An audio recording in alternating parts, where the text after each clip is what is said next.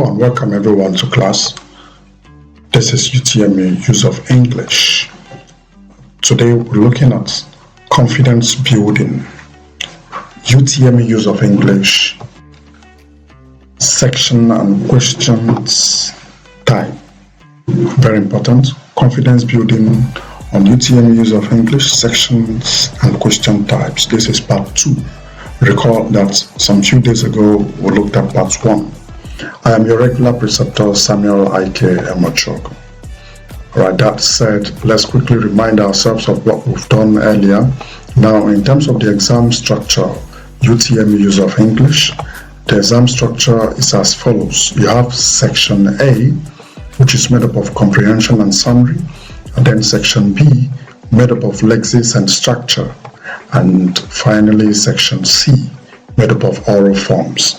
Now, this is the standard structure of the UTME Use of English.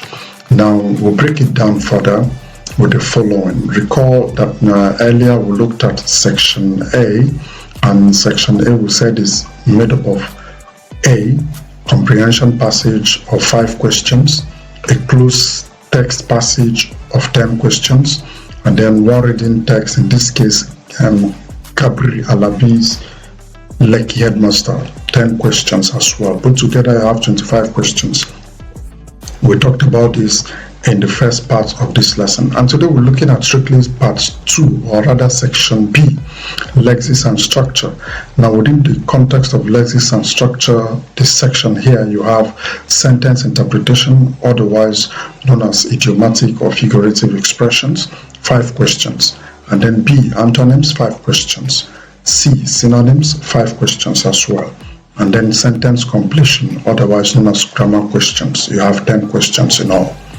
And then section C, which will form part of our lesson in this regard, that is to say, part C of the next lesson, will concentrate heavily on oral forms, which is also made up of 10 questions. Put together, you have a total of 60 questions in Jamb-Utme Use of English. Alright, that said, let's quickly take a look at this aspect, very critical. Now, section B, that is actually what we are looking at. Section B is made up of lexis and structure, and within section B, you're going to find questions on explanation of information conveyed in a given sentence. In other words, it is also known as questions on idiomatic or figurative expressions, and you find it from questions 26 to 30. So it is made up of questions 36 to 30. Now, like I said, the question is made up of idiomatic or figurative expression or sentence interpretation. So question 26 to 30, once you get to that question, this is what you're going to see. Now, the next one, still under section B, lexis and structure, is antonym. Antonym is made up of question 31 to 35. That is what you're going to find on the exam day. Now, antonym, of course, are words opposite in meaning to other words. This is exactly how you're going to see it on your question right there that day. Then the next part is the synonym. Synonym here, we're talking about question 36 to 40. And what are synonyms? We do know synonyms as words nearest in meaning to another word. You're going to find questions in this regard from number 36 to 40. And then finally, you're going to have questions on grammar, and here it is going to be presented as sentence completion question. It is made up of 10 questions from 41 to 50. Now, it comprises the following. A, word classes. When we talk about word classes in English, we're actually looking at parts of speech such as nouns, verbs, pronouns, prepositions, etc. Words can be classified. Alright, also you have questions on mood, tense, and aspect. These are characteristics of verbs. You have questions on number. Number in English refers to singularity and plurality. Agreement, again, talks about subject-verb agreement. And then we also have pronoun-verb agreement and pronoun antecedent agreement. All of those questions are part of it. We also have questions on degree. Here we're talking about adjectives in terms of comparison, where you have, for instance, adjectives like long, longer, longest. So you have the comparative and superlative feature. And then you have question tag, such as those questions that will come this way. Is John here? Yes, he is. All right, so questions like that. You also have active and passive voice. These questions that have to do with converting an active voice to passive voice, for instance, where the object becomes the subject. Example, John killed the snake. And convert to passive voice, the snake was killed by John, something of that nature. And then finally you have questions on punctuation and spelling. All of this constitutes what we call sentence completion question. But mind you, in most cases, not all of these questions will reflect on the exam day. Some of them will be selected. Maybe next year, others will be selected as well. But in all, this is just the sense of what the grammar questions or sentence completion questions are all about. All right, now let's quickly look at a little bit of practicals as regards this.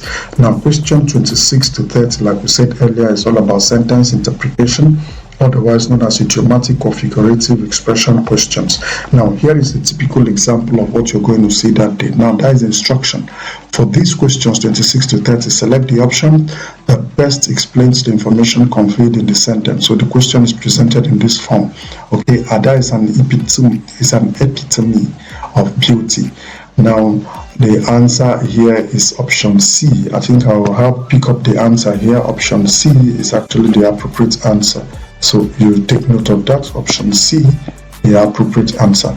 Then Tolu lost her nerves when Ada appeared. Actually, the answer here should be option D, that is 27. And of course, you have 28. The retired army did human service to the nation. Now, the appropriate answer here should be B. Option B is the appropriate answer. All right, and then we'll summarize it this way. Here is actually what we've just analyzed. Now that takes us to the next practical. The next one will now be questions on antonyms, that is opposite in meaning, from question 31 to 35, like we said earlier. Now the questions will appear in this form. Now for these questions 31 to 35, choose the option opposite in meaning to the word or phrase in italics. Okay, now in answering those questions, you're going to have it this way. A spendthrift, which is the opposite in meaning here, should be a miser. Option B here should be the answer. 31. 32, the student cautiously raised his arm, and so option D here should be the answer. And then of course 33, Josephine was hardworking. The opposite of this word should be indolent, and here we guide ourselves further with the answers to the question. So here is it. Okay, now that takes us to the next one, questions on synonyms. Please take note, questions on synonyms will begin from question 36 to 40 with that instruction there. Okay, nearest in meaning is actually what we're talking about. So my line here, in terms of the word nearest in meaning to it, should be option A. And then the next one, cogent. The word cogent here, the next in meaning to it should be option A, convincing. And then lustful in 38, the word next to lustful here should be covetous. That is option, you have option A as the appropriate answer. Okay, now that takes us to the next part under section B, and that part will now be sentence completion question. Okay, still the same pattern, 41 to 50, grammar questions or sentence completion questions. So here she must dash to Ibrahim before the incident. She must have spoken. So option A becomes the appropriate answer. 42, they will go home when the rain stops. When the rain stops becomes the appropriate answer in terms of the law of grammatical concord.